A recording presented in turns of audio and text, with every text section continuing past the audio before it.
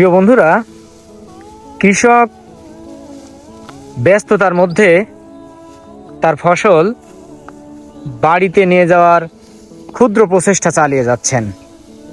আকাশ সর্বদা মেঘাচ্ছন্ন, প্রত্যেকটা ক্ষণে ক্ষণে আকাশের চিত্র ভিন্ন রকম হয়ে থাকছে। আকাশের এই চিত্র দেখে কৃষক তার নিত্য দৈনন্দিন কাজ ছেড়ে মাঠে তার ফসল বাড়িতে নেওয়ার চেষ্টা।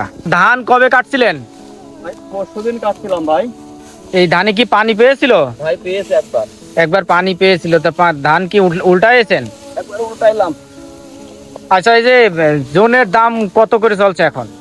900 টাকা, 1000 টাকা, ঠিক নেই। 1200 আজকে।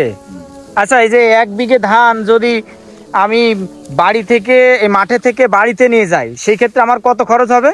কাটা, বান্দা, টানা? 3500 খালি বান্দা, 3500। শুধু বান্দায় 3500, তার মানে কাটাও ওরকম 3500।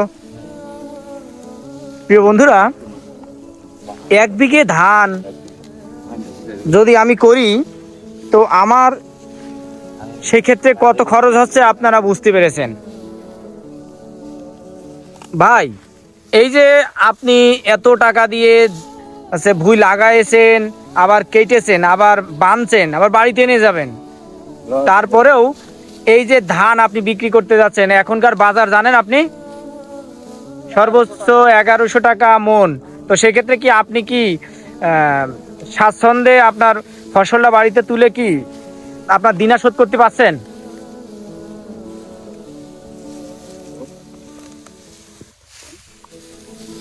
দিনের টাকা হয়, এই খরচের টাকা ওঠে। এখন কি ওঠে? কিন্তু মাননীয় সরকারের কাছে আশা করি যে ধানের দাম একটু বৃদ্ধি করে জনগণের চাষের জন্য একটু উৎসাহ করে। ধন্যবাদ। প্রিয় বন্ধুরা, এই কৃষক ভাইটির আকুল প্রার্থনা আমরা হয়তোবা হৃদয় দিয়ে উপলব্ধি করতে পারবো। কারণ একটা কৃষক তার ধার দেনা করে তার জমিতে ফসল ফলায়, সেই ফসল যদি বাড়িতে নিয়ে যাওয়ার পরে তার ধার দেনা সে শোধ না করতে পারে, সেক্ষেত্রে এর থেকে বড় কষ্টদায়ক আর একজন কৃষকের কি হতে পারে।